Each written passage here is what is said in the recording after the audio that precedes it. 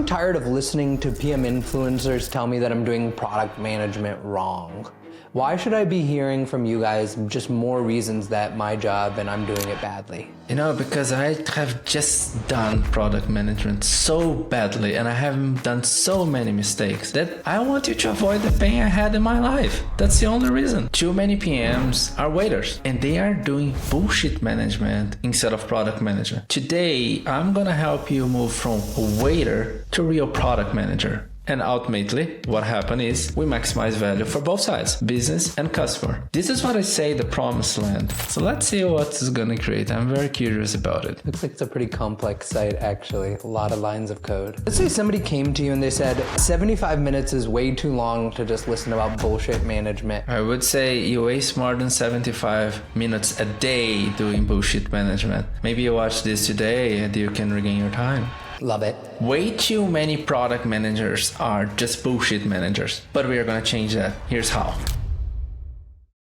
Really quickly, I think a crazy stat is that more than 50% of you listening are not subscribed. If you can subscribe on YouTube, follow on Apple or Spotify podcasts, my commitment to you is that we'll continue to make this content better and better. Today's episode is brought to you by the AIPM certification on Maven. Run by Mikdad Jaffer, who is a product leader at OpenAI, this is not your typical course. It's 8 weeks of live, cohort-based learning with a leader at one of the top companies in tech. OpenAI just doesn't stop shipping, and this is your chance to learn how. Run along with product faculty and Mo Ali, the course has a 4.9 rating with 133 reviews. Former students come from companies like OpenAI, Shopify, Stripe, Google, and Meta. The best part? Your company can probably cover the cost. So if you want to get $500 off, use my code AAKASH25 and head to maven.com/product-faculty. That's maven.com/product-faculty.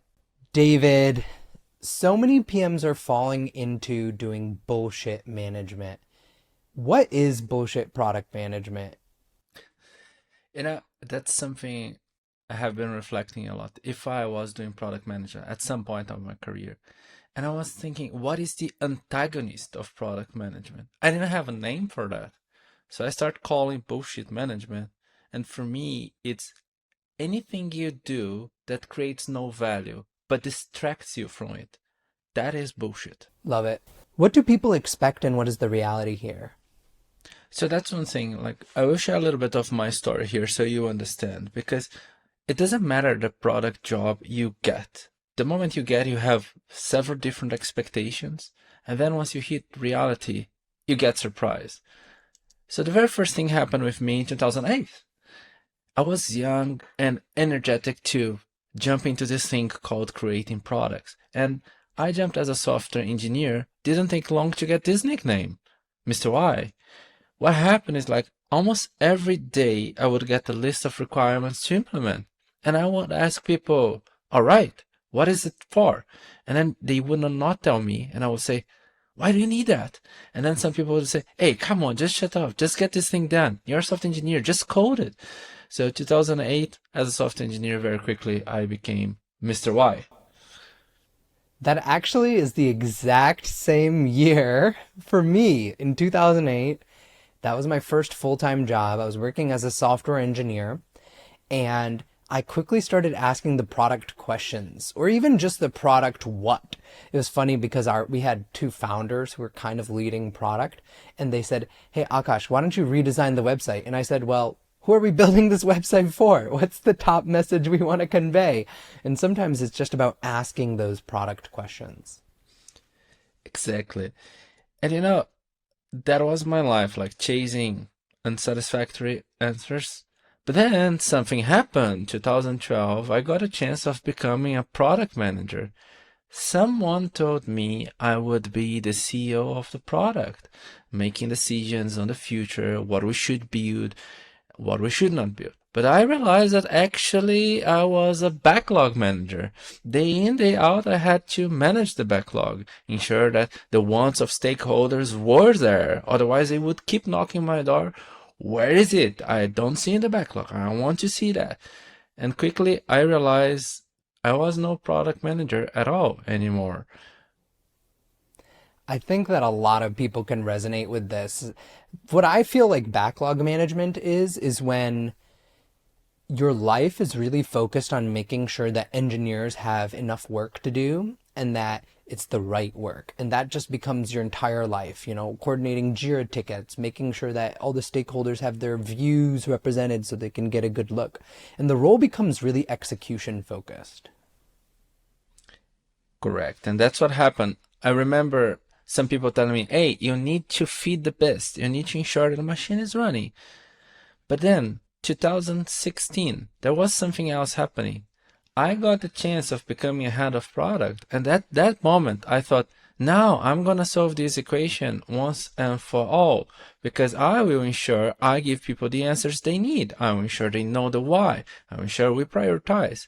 But I realized that as a head of product, my job became different. I started facing things I didn't know they exist. And then I called the corporate firewall, which is keeping the same way of working, protecting. And for example, people want predictability. What gets done when? They want deadlines. They want people to commit to that. So let's say sometimes I did manage to get to the why, to empower teams with outcome, but not all the time, because I spent a lot of my energy going away from the corporate firewall. Yeah, I think that the corporate firewall can come in many shapes and sizes, but the result is instead of spending their time on discovery and why, PMs spend all their time on what and when. And the problem is not that, what and when is necessarily bad. The problem is when what is when becomes 100% of your job. Yeah. And today what I see is the following. Regardless of where you are and where you want to be, you need to understand the two things in a more detailed way. And this is what I call theory and reality. And I'm going to show in more detail what you generally expect to see there, what is the theory, and what is reality. So starting here with theory, looking at the center of everything, there's the product team, and I call this as a promised land. Because you're promised to arrive this. And the very first thing a product team member expect is to have power to make decisions. Where we're going, how are we going to get there? And the product teams also expect to follow an inspiring product vision. Something that you say, I'm going to be part of this bright future. And I'm going to enable that to exist. And I'm excited about it. And of course, to make that happen, you have a strategy as your foundation and use that to make daily decisions. What you choose to build, what you're not going to build, and so on. And then day in, day out, you uncover what I say, like problems worth solving, something that is worth of your time. So that is what is expected, doing better product discovery and so on. And with business, you partner with them. You work together to ensure you create something that is relevant that the business can support. We are team players. And of course, you have an outcome roadmap that is about the result we want to achieve. And we talk to customers, those using the product, frequently enough. And ultimately, what happens is we maximize value for both sides, business and customer. This is what I say the promised land. And for everyone, I say if you have this element, there's a higher chance you can create value. Yeah, this is product management by the books, right? This is if you were to kind of distill the 8 of the most important principles of Marty Kagan's Inspired, these would be 8 of those. And I think it has the new age twist of 2025, you're constantly talking to customers and you're following outcomes, not outputs. But probably not everyone really lives this way. Yeah. Now let's talk what most people live. And I call that as the harsh reality. So what happens? What happens is most probably that you are following decisions done outside the team. You may understand the decision or not understand, and yet you have to follow it. And what about product vision? Many teams work without one. So maybe the vision is doing everything someone said by the deadline, which is expected. It's hard, but it's reality. And strategy. There are many teams wondering What is our strategy? Who are we serving? Who is our ideal customer profile? What is our value proposition? They don't know exactly the game they are playing, but they do their best to deliver results. But then it happens something very dangerous, which is how you treat the development. It's about betting very high on features. So get in love with a feature, do your best, deliver that, and maybe it works well. And when it comes to business, instead of partnering with business, you start pleasing the business. It creates a relationship, kind of a service provider. So the product team becomes a servant to the business. And roadmaps will have detailed features. Teams have to implement quarter by quarter. That's compound the whole roadmap. And talking to customers is something very hard. You end up talking to a lot of business people, but customers, no, not part of your day-to-day. If you even And the have result? access to them, right? No, you don't. And the result end up being features nobody needs. This is, I think, probably what more than 50% of PMs find themselves in, right? If we go to the product management subreddit, we constantly see people saying, my CEO is giving me all the features. I have to complete certain outputs. My roadmaps aren't focused on problems and outcomes. So this is really the reality for most PMs. Yeah, that's it. And then when you are part of this reality, it's very hard to create products. So I generally say you have these two parts here, the promised land and the harsh reality. Let's say like this, it's very unlikely you have all the elements from the promised land. But if you have most of the elements, creating great products will be possible and easy. For the other side of the coin, you need kind of to navigate the labyrinth and figure out how to do the work, because there will be many people distracting you, and not only people, some processes and some aspects will make it hard for you to deliver value. And what I find is there's a lot of work about the work in the harsh reality. Status updates, product reviews, sales emails of this is what my team shipped the last 2 weeks. Whereas in the real environment, you're just so busy actually talking to customers and shipping things that the good work can shine on its own. Yes. And then it comes to the point we start our conversation here is, if you're part of the harsh reality, it's very easy to end up in a situation that you're doing anything but product management. You end up talking more about the work instead of doing the work itself. And you may even wonder, who is doing the work? I'm only talking about it. So you end up trapped in this scenario I call here bullshit management, which I think it's time to give the proper definition for that, which I call as the art of spending time doing things that brings no value but drain your energy. And the more bullshit you handle, the less value you create. And I always tell people, if you don't know how what you are doing create any kind of value, then most probably you're not doing product management. And I found that AI tools have actually helped a lot, because before AI tools, people felt a lot of imposter syndrome. I'm just writing PRDs. I'm just organizing designers and engineers. Post AI, I feel like you can prototype the first version of the feature. They might even ship that to production. You can use AI to enhance the copy of your product, and you can run little A/B tests. You can use AI like actually in the product. So it feels like product managers are finally finding ways where they don't have to be stuck in this world of bullshit management. I love that. AI can give you back not only time, but can give you back power. So I like that very much. And when it comes to this situation of bullshit management, what I tell most people is like, you end up doing that either you like it or not. I have been doing that my whole life. But the important aspect is to recognize that these will be all over the place. How can you break free from that? So for today, I want to give, like, I would say the 3 most common traps, and then help people overcome them. Let's do it. All right. Let's start with the very first one, which relates a lot to the trap of backlog management. I call it the wants over needs.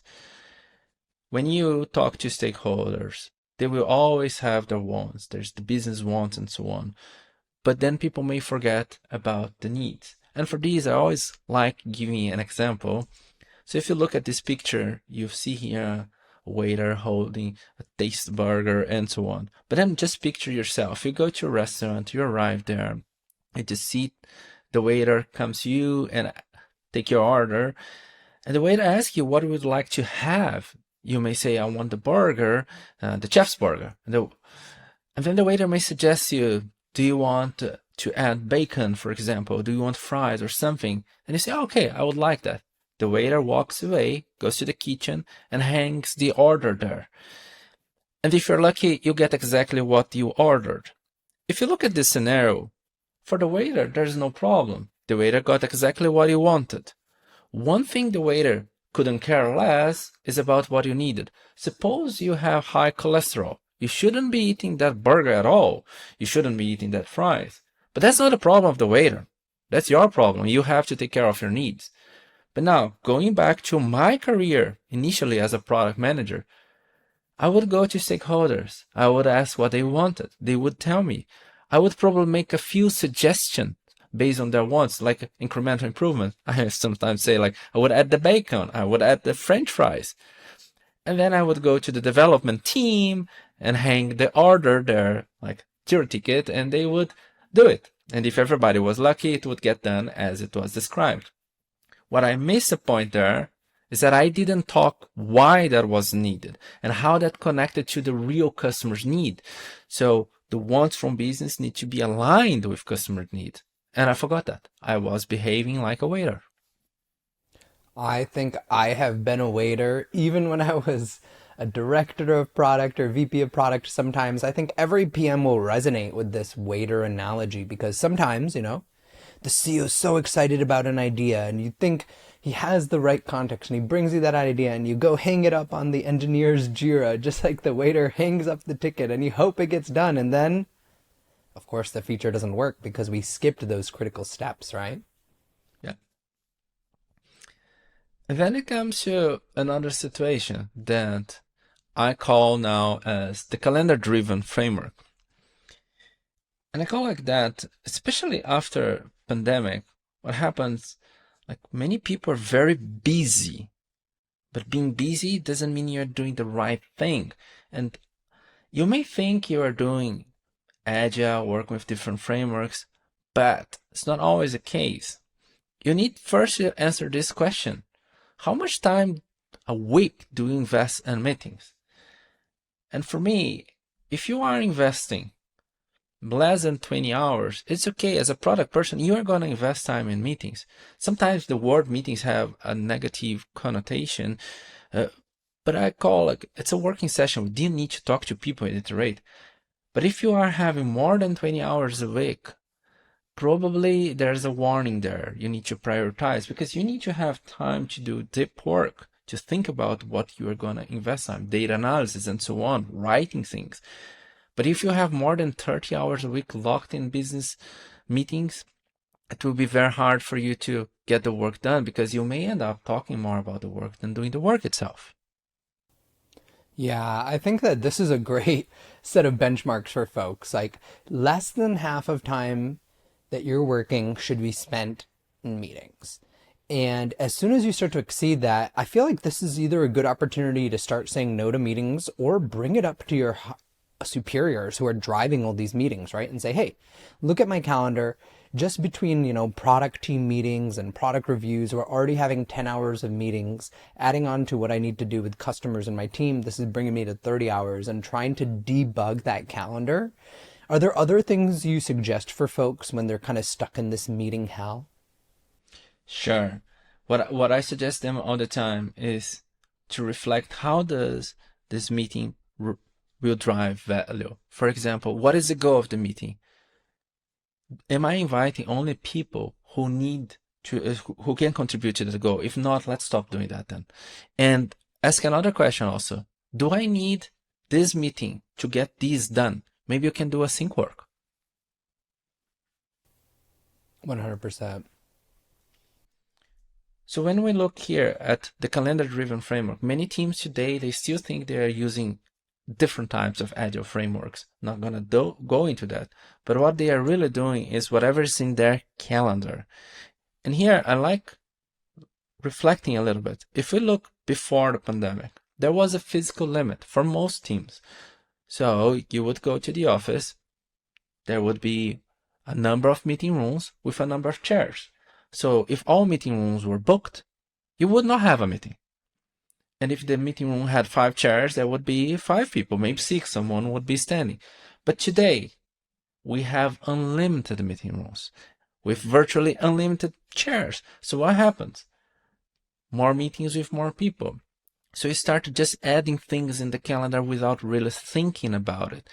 So sometimes I ask people to reflect, like, what would you do in the office? Some people tell me, I would just walk to the software engineer and ask one question. Say, so why do you create a meeting then?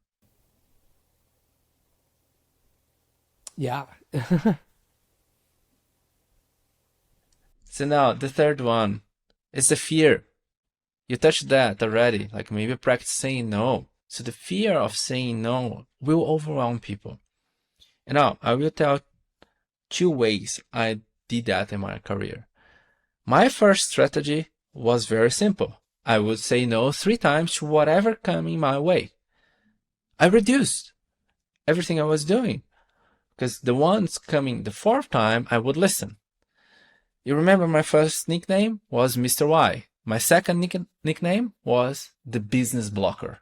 It was not fun. My boss got really annoyed with me and said, hey, David, come on, you're blocking everything. You need to listen more.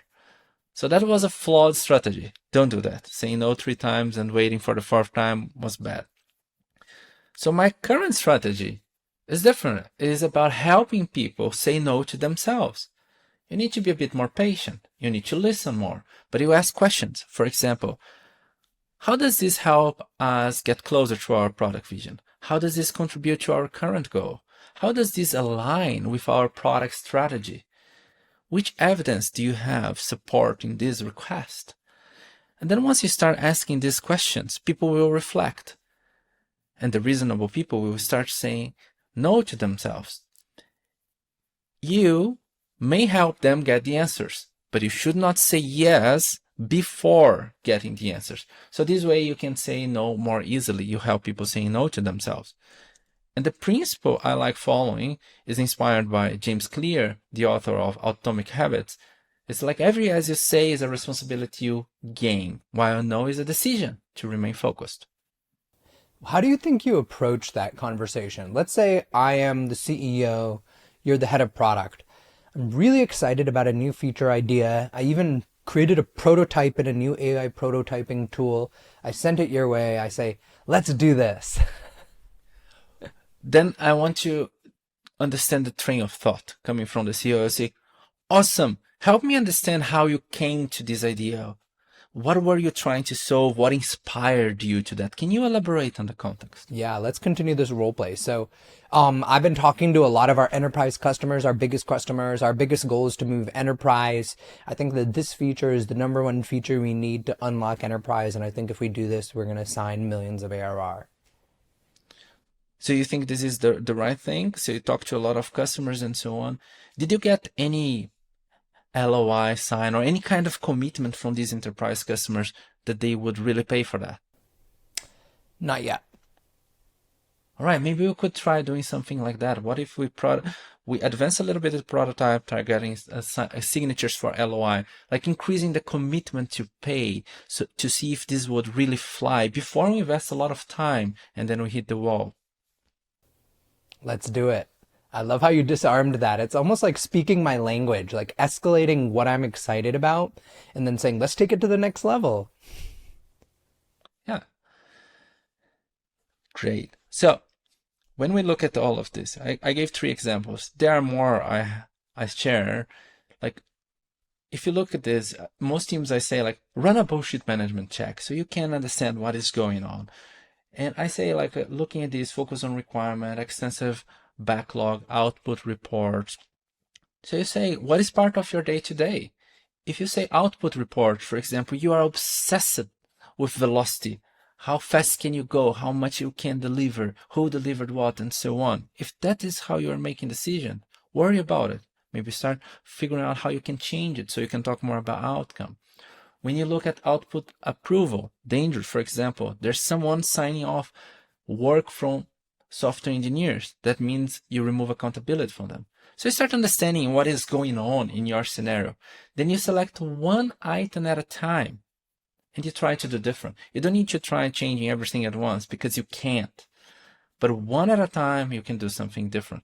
Because after more than 15 years in this game, what I realized today is you will face certain level of challenge, regardless if you like or not, you are going to face challenge.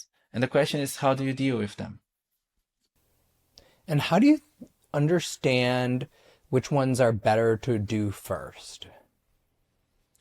So you need to look at the big picture. So for example, what is consuming most of your time? If you realize that you spend more than 10 hours a week managing the backlog, for me, that's a warning sign. Let's start looking at that.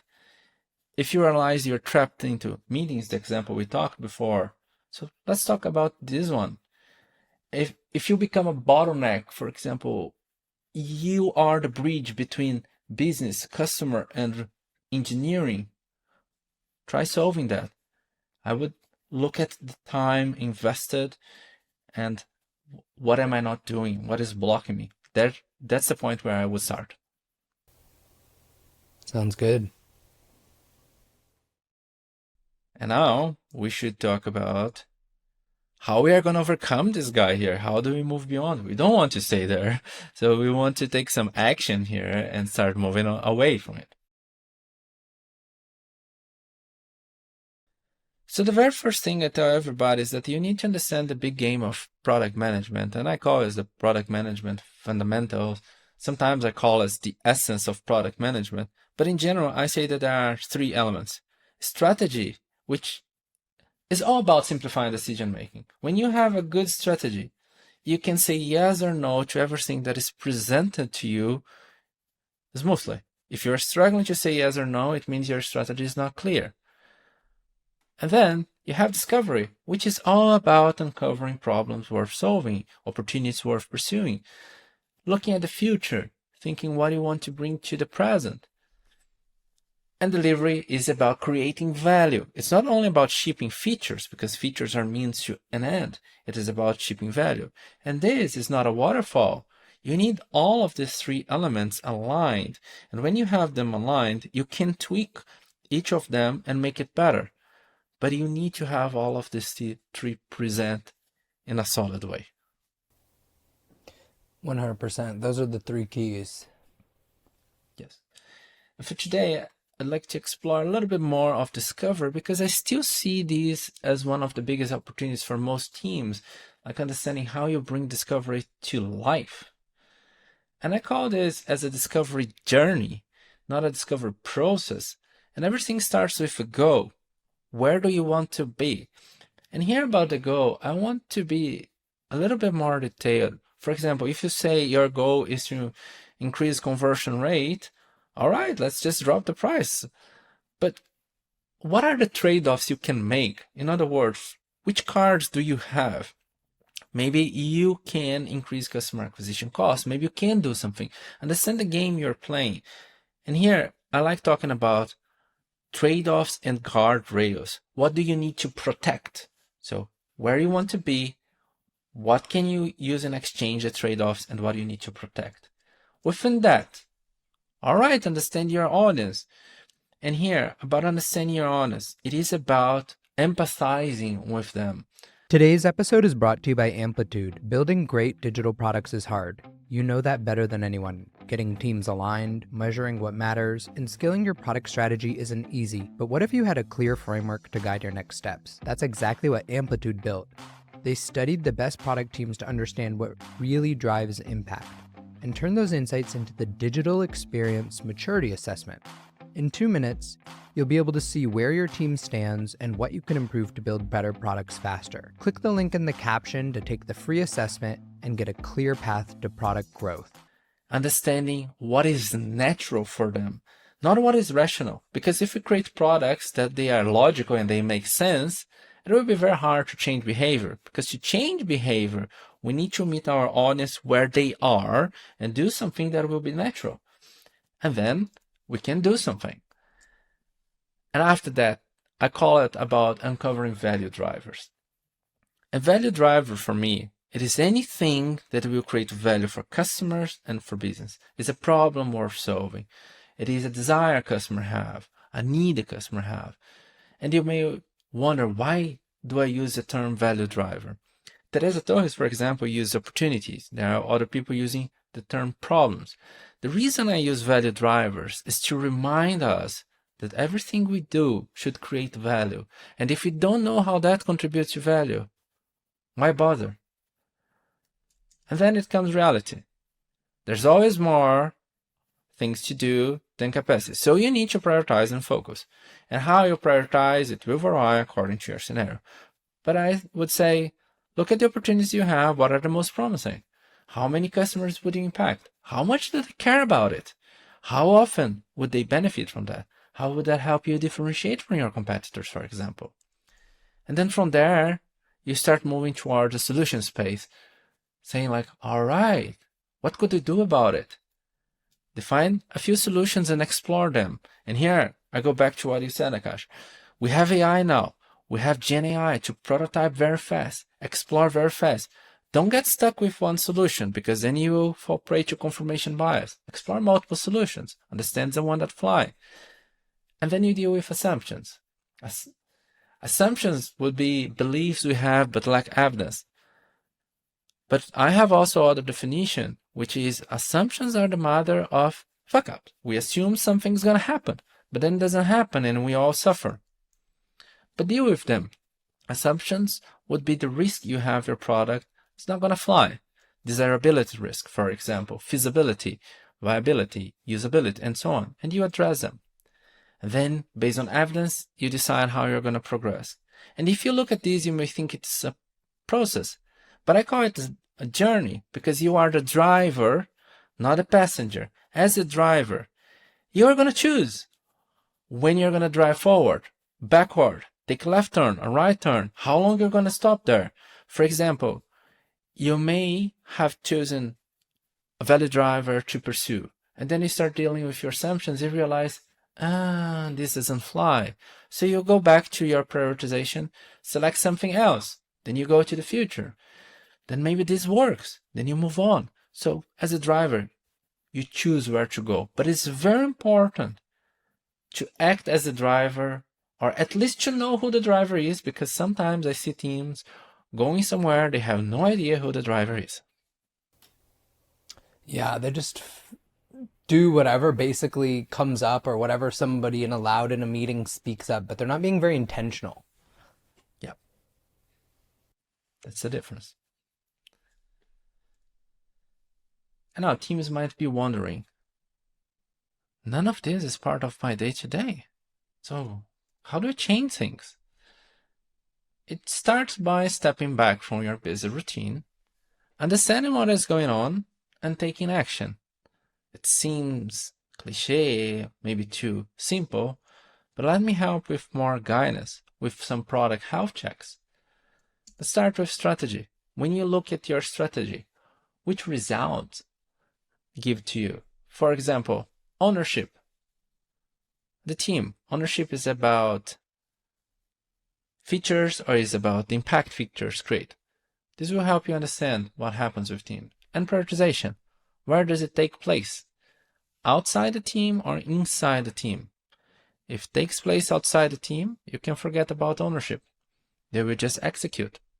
In terms of ownership, what is the line from like having good ownership over outcome versus bad? Because sometimes I feel like product teams, they'll get like ownership of outcomes, like you own the product and loss statement, so you're responsible for driving revenue, but the team maybe doesn't have all the hands on the levers of power for revenue because they control the product, but there's still customer support and sales and marketing and all these other functions that actually help drive revenue as well. That's a very interesting part to evaluate. What I say is like the line is the focus should be on the results they want to achieve. And foster collaboration. So that's where the leadership will come and support. For example, a good product leader will try connecting the dots so the teams can succeed, or at least they would address the problems, as you said, for example. But let's say if the focus goes to features, the teams will try just to deliver the features and will hope that everybody else will ensure that the value gets delivered.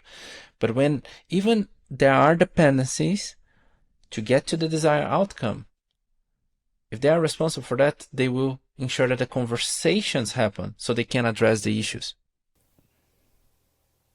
Makes sense. So what are the other health check metrics and check boxes we should be looking at? We should be looking at the decision making, for example. And decision making here is like what happens if you see that teams are discussing too much to make decisions and they, let's say, avoid making decisions, they fall prey to analysis paralysis. That's a sign the strategy is either absent or overcomplicated. But if the teams can focus on progressing, that helps a lot because then the strategy is simplifying the decisions. It goes also to the goal. When you look at that, do teams really know what they are going after? Is it clear for them? And this you can see like when they start working, they say, oh, for this week, we want to do something because of that. When they do a product review, they say, this is what we created because of this goal. So we hope to achieve that. So they talk about the goal. They use the goal to make decisions. And then it goes to collaboration. So if you have a situation where the teams are coordinating activities with many other teams, probably this has a lot to do with how the topology works or how the roadmap is distributed. But it will force teams to discuss the work a lot. But if you have a more collaborative way with clear ownership, then the teams can focus on doing the work instead of just discussing it. So these are elements for the strategy when we have also discovery and delivery. Okay, so ownership, prioritization, decision-making, goals, and collaboration is your strategy health check. And really figuring out on the spectrum of each of these variables, where do you lie? And if too many of them are in the red zone, where you're not empowered to actually own things, where you're not prioritizing, where you're not making decisions, and you're not working collaboratively, then you're really in the red zone and you need to reinvent your strategy process. That's it. And if everything is missing, I generally tell people, start with the goal. What is the goal you want to achieve and go from there? Because this is what will put the teams together to collaborate. The one thing I suggest starting with. Great. And then when it comes to discovery, what I like understanding is how the team is ready for that. Is your value proposition clear? So if you don't know how you create value for your customers, what makes you different, it will be very hard for you to make decisions. You end up creating even a confusion actually out of that. What about customer interviews? Doing the interviews is not enough, but getting insights from interview is what you want. And how often does that happen? If you're having interviews less than once a month, that's a warning sign. You want to continuously talk to your customers somehow to learn their pain points. And from that, you're going to come up with ideas and so on. The big question is always, how do you deal with assumptions? Do you name them and prioritize? And prioritize is very important because not all assumptions are equal. Some assumptions, when proven false, make your idea worthless. These are the ones you want to test. The other ones you can ignore. And how do you test your assumptions? So you can start testing them very quickly. You may get weak evidence. For example, you talk to a customer, or you run a product survey, or you run a moderated prototype session, something that gives you evidence, even if it's not strong, but you get something. Then you can start increasing the evidence. Maybe you create a landing page and customers will give you, for example, their email. They will make a commitment to pay. So it helps you running the experimentation. And then you can run ideations and explore multiple solutions. Going back to what I said in the journey, you don't want to explore only one solution. Run that brainstorming session, and then you end up with the most boring alternative because that's the one anyone can implement. You want to explore multiple options and see what flies. I love that. The MBA, the most boring alternative. That's And great. when it comes to customer interviews, there's so many levels that teams have access. So I want to talk about two different levels and advice for them. The first level is what if? How do you break through if your product team doesn't have general access to customers? That's a that can be a labyrinth sometimes, but I would say at least someone needs to run the interview and help continuous exchange with customers. And how do you break through about sharing the impact of not having interviews with customers? One of the things I like doing is having a look at what we delivered over the last 12 months and seeing like how often do people use that? Only talking about activation, how often do they use this? And many organizations, when I run that, 50% of things created over the last 12 months are simply not used at all. Then you ask, like, the way we're working is creating this scenario. Should we continue doing that? I like it. It's like really helping leadership understand the metrics, the adoption, and then working backwards to say, okay, this is our case for interviews. And then I think that there are a lot of teams that do customer interviews, but I feel like they're not getting much out of it. They're doing a lot of confirmation bias where they basically just confirm whatever the executives wanted or whatever the PM wanted. How do you do these correctly? So you need to search for the stories. So many people go there with a solution and they want to see how the customer will interact with the solution. So I like starting with a story. Tell me a story when you did that. Tell me a story when that happened. So you start searching for the job and then you can imagine if your solution is going to deliver on that.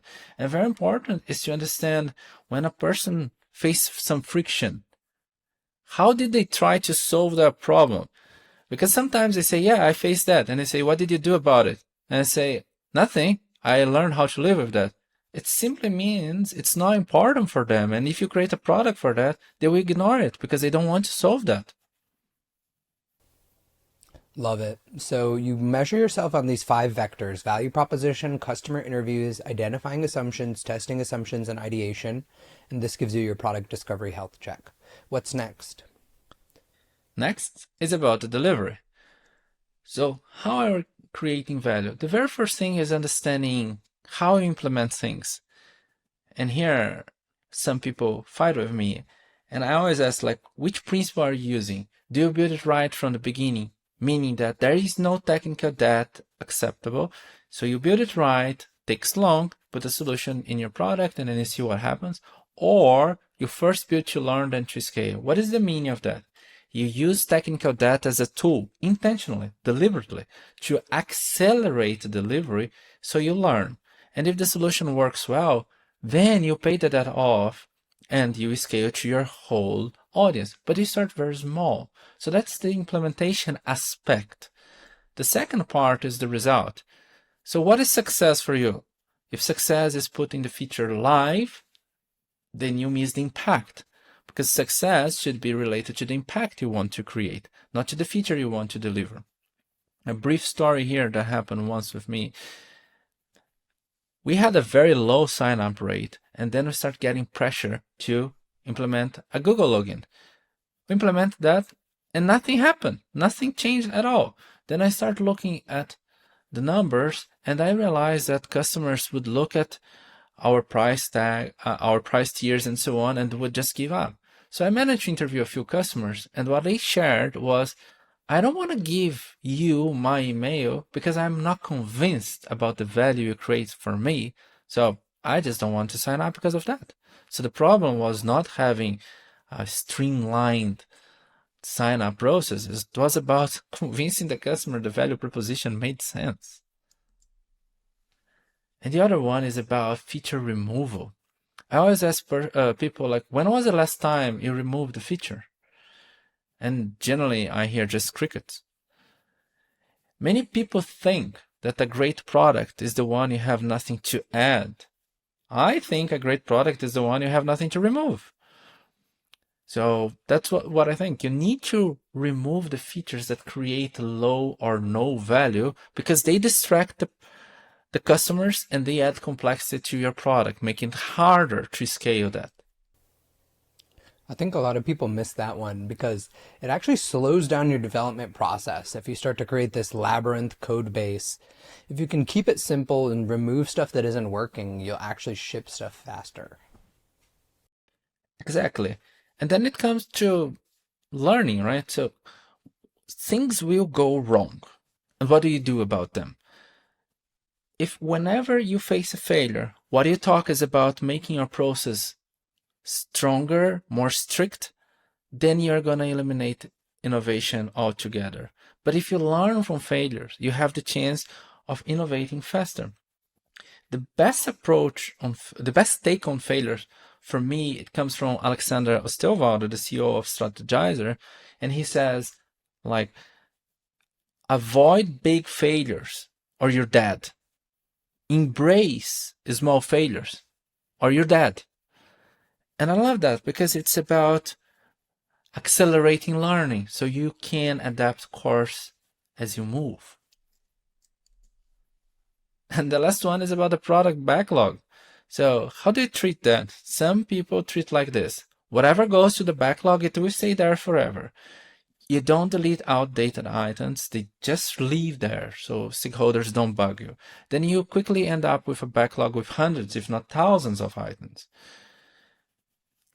The product managers focused on value will ensure that the backlog only has items contributing to what matters right now, keeping the lights on and delivering the objectives that you have prioritized.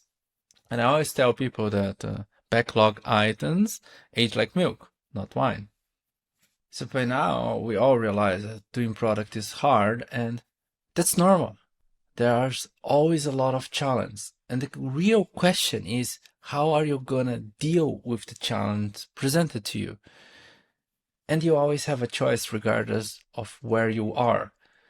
And I say, like, you can just complain about everything that you don't like, everything that is getting in your way to do the job you want. And that will lead to becoming the victim of the circumstance. Nothing will ever change.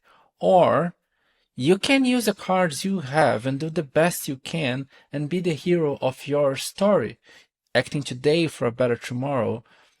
It will be hard, but you can drive change. And you're not going to be the hero of the company. That's not what I'm saying. I'm saying you take responsibility for how you're going to act and you're the hero of your story. So the question for product is always like, what is your choice? Which one do you want to be? So what do people do? There are different types of PMs I have seen in my life. There are those PMs who look at all the cards they don't have. For example, I don't have access to customers. I cannot do that. I cannot do that. And they complain. They do nothing. And there are other PMs that they think, I don't have access to customer, but, I receive these features all the time. What are we assuming to happen? They start questioning. And then they go and talk to someone. They try gaining the cards they don't have by networking, by trying to take action. And these PMs are those who change the game. So that's how they break through. I wanted to hear your personal story. You mentioned in 2016 when you were head of product, you were driving this transformation yourself. What were the big things that worked for you guys? So the very first thing that happened before being a head of product, someone came to me and said, David, you are very good at writing user stories in a way that anyone can implement without talking to you. But now you're going to lead in a different position. So what are you going to do about it? So I realized that I should start guiding teams, implementing, and I should stop just doing whatever the CEO wanted. So sometimes I would go to the CEO, it was a startup, and I would say, hey, I have something, you're not going to like it, but we cannot do everything you want. And I need you to tell me exactly what matters most, because if you don't tell me, there's no way we're going to be happy in the medium term. So I just want to skip the fight later and just have the discussion now. So that's what I start changing. Did you run into some roadblocks along the way with that CEO? Yeah, I did. I did, but this I started understanding how the CEO was. He was a very analytical person. So first I said, okay, does he tick? So I started saying like, all right, so let me do my homework and come better prepared for conversations. So I start showing numbers and so on, say, hey, you have this cool idea. Here's what I learned. And this other cool idea. Here's what I learned. And I look at him and said, you can pick one, not two. So what do you choose? Nice. I think that connects a lot to one of your LinkedIn posts that I want to bring up here, which is by most standards, I'm a terrible product manager. Here are 5 aspects that many companies don't like about my product management style, yet I don't care. Can you walk us through those? Sure. So what happened is like, I just realized that life is too short to do things you don't believe in. So what happened is I go to companies and they love output roadmaps. I'm just not gonna do it. So I think it's a waste of time. I'm not gonna just please people for the sake of it. So these are things that I just say I'm not gonna do it because I know if I do it, we're gonna have fights in the future, and that will be problematic to everyone. So I have this attitude of focusing on what matters. It's not that I am arrogant, I go there and so on. I start understanding what is happening and helping people understand that that doesn't make sense actually. So I just share that. Another one of your posts I really like is what do all PMs have in common? Too many things on their plate. So how do they get some things off their plate? So they need to delegate. And here I'm saying like some PMs love signing off stuff for software engineers. For example, they are the quality gatekeepers. So kind of if I approve, then it can go live. If I don't approve, it doesn't go live. So what about empowering software engineers, trusting them, leading with context and helping them understand? Another thing is realizing that no, some things you don't need that perfect report, super beautiful and so on. You just need the information to come across. So what about using some templates and some things that help you accelerate? Some things you do in your work are quite predictable. So you can use things you have. And now we have AI, right? So we have many aspects. Give you an example. In one of my consulting recently, I had to communicate with someone who is really visual. And I am a person who writes a lot. I said, oh, if I send this, the person's not going to understand. I just went to Claude and said, hey, here's what I have. I'm going to communicate to this person. She's very visual. Make an infographic that will help me with this communication. I got something awesome. Could just use it. All right, so can you give us an example of Claude creating an infographic? Yeah, sure, I can do it. So let's open my newsletter, take one episode here, and see how Claude will create for that. So I wrote this one here that people liked about what breaks product strategy, for example. So it has a lot of content here. You can see examples and so on. A lot of text. So how can you create an infographic? My tactic is very simple. I will go here, I will export to a PDF, and I will upload that into Claude. So let's see what happens. I'm just exporting now, and now we go to Claude AI. So what we will do is to upload the file that I just exported from my newsletter. And then I will say like this: act as the best product designer on earth. I want you to create an interactive infographic to post on LinkedIn that should retain attention and drive curiosity of product people. So very simple prompt here. Let's see what Claude will do with that. So I've just finished the prompt and now I'm heading to it. So why backlog management is dangerous. So let's see what it's gonna do it. All right, so it's gonna use React. It always codes a website. Yeah. So let's see what it's gonna create. I'm very curious about it. Looks like it's a pretty complex site, actually. A lot of lines of code. Yeah, it's taking let's see here, the 7 traps I put there about why backlog management is dangerous for most PMs. And it's doing things that I used to do. Okay, so here it is. So, backlog danger zone. Is your backlog helping or hurting your product teams? Hours spent, sustainable, and here it is. And I think these things are interactive, so I can just get some more details, and that's it. Take me to the health check. Well, I would It's say, pretty sick. And it did it in less than a minute. yeah, Another one of your posts I really like is Agile is dead, Scrum is dead, everything is dead, we know it all. What inspired you to write this? I got so tired of what I was reading all the time. Some people saying like, I think someone posts like this, rest in peace, Agile. And everything the person wrote there about Agile was just incorrect. Like naming, like a safe as Agile, Scrum as Agile, and all of these are just frameworks that they help you do Agile. But Agile is not that actually. It's how we act. It's all about embracing the unknown.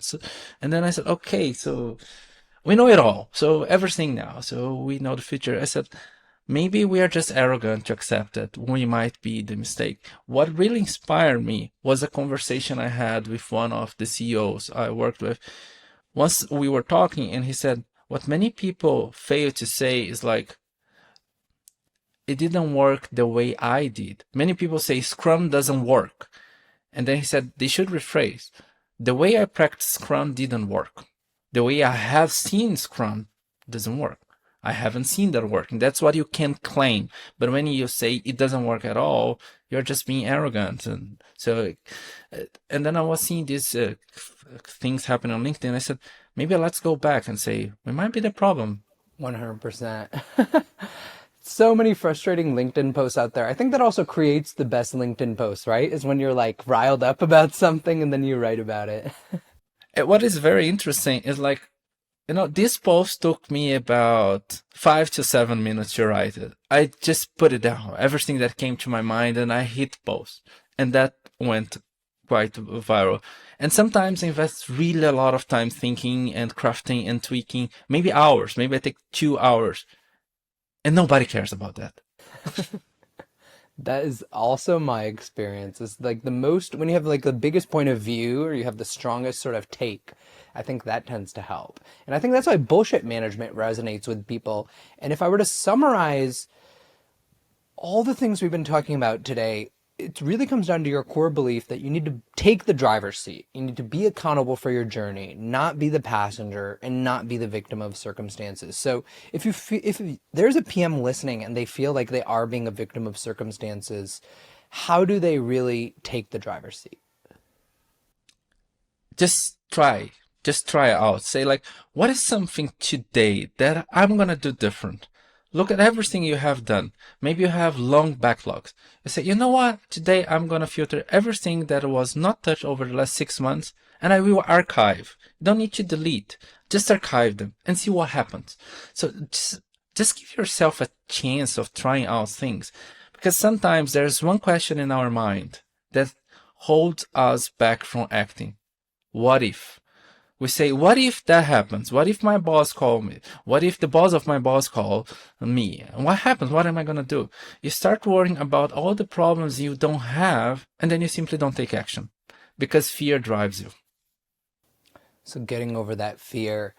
And one thing that's notable outside of the health checks is you're not giving off a lot of frameworks. You tend to focus on principles. Why is that?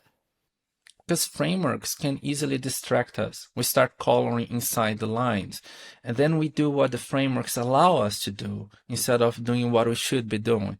I'm not against frameworks. I know a lot of frameworks. I do recommend, but I like telling teams like, let's start with what we're trying to do.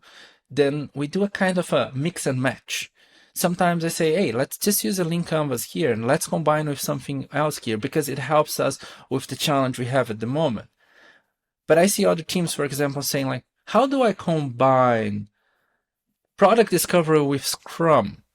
And I say, hey, it's not this. It's like, how do I de-risk my ideas? How do I ensure I find problems worth solving? So what is your context? So that's the reason I focus a lot on principles.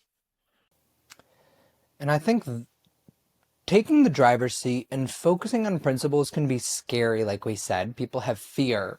So you've said great PMs are willing to look bad before they thrive. How do you manage this rollout of these things where you might look bad initially? The thing is, like, when you look bad, people start talking to you in a more open way because you don't look like the smartest cook in the room. When you start coming like with all of these jargons, names, and so on, people get afraid and they don't want to talk to you. So I started consulting recently a company. I go there, I talk to them and so on very openly, and everyone is very open with me. And I noticed the moment I bring a framework to the room, people start to think, oh no, we're going to go in this discussion here and so on. Because sometimes as a PM, you need to be a detective to understand what is really happening, where you need to act and where not to. And if you are more neutral, you may look bad. You don't look that cool PM who knows everything, but you look like a person who the others can talk to. Speaking of consulting, you just left as CEO of Omiko. So what is kind of the pie chart of David's time look like these days? So now I'm structuring and deciding how am I going to do that. But it's more or less like this. There is 20% of my time invested into content creation. So that goes to LinkedIn, newsletter, and also preparing new courses. And there is 40 to 50% regarding coaching. So now I'm positioning like as a product coach and advisor. And the other I'm exploring. So the remaining 40% I'm deciding like where am I going to do. So I'm running cohorts too. I'm also giving lessons. I give lessons in Germany to different schools. And that's what I'm trying to figure out where I'm going to put most of my time. But currently I am splitting my time according to the revenue potential. So that's what I'm doing. And what does the revenue look like today in terms of the pie chart? Because you have a book, you have courses, you have consulting. All of those things potentially could be a sole source. How does it split for you in terms of percentages? Yeah, so that's something quite interesting. The truth is I wasn't so mindful about how I take care of my revenue and so on. But today I'm structuring more. But when I look at content, I connect to books and everything else and so on. That is 20% of my overall revenue. Courses represent another 30%, and then cohorts go today to 30%, and then the consulting is 20%. So what I'm trying to decide now is like, do I want more async work or do I want to be more involved with product teams and so on? Because before being full-time independent, I was still doing many things on the side, even being a CEO, and I was measuring my energy. When is the moment of the day I have the highest level of energy? And started happening something quite curious. I used to give lessons at 6 p.m. until 9 p.m. It was hard for me to sleep, not because I had a lot in my mind, but because I was full of energy after this lesson. So I got so excited about helping the new product people coming to the market and so on. So this is something that even today, not being my biggest revenue source, I'm going to invest more time into that. Love it. And what is your course? It's a course on Maven, right? Yes, I have a course in Maven, product discovery. I have another product strategy coming out soon. And I also give lessons to some schools in Germany and Europe. Awesome. And his courses are part of my collection, so you can use code AakashXMaven for $100 off. David, if people want to find you online to connect, where can they find you? You can find me on LinkedIn, David Pereira, or also my Substack, dpereira.substack.com, and we go from there.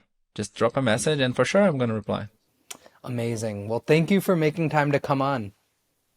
Thanks for inviting me. I'm glad to be here.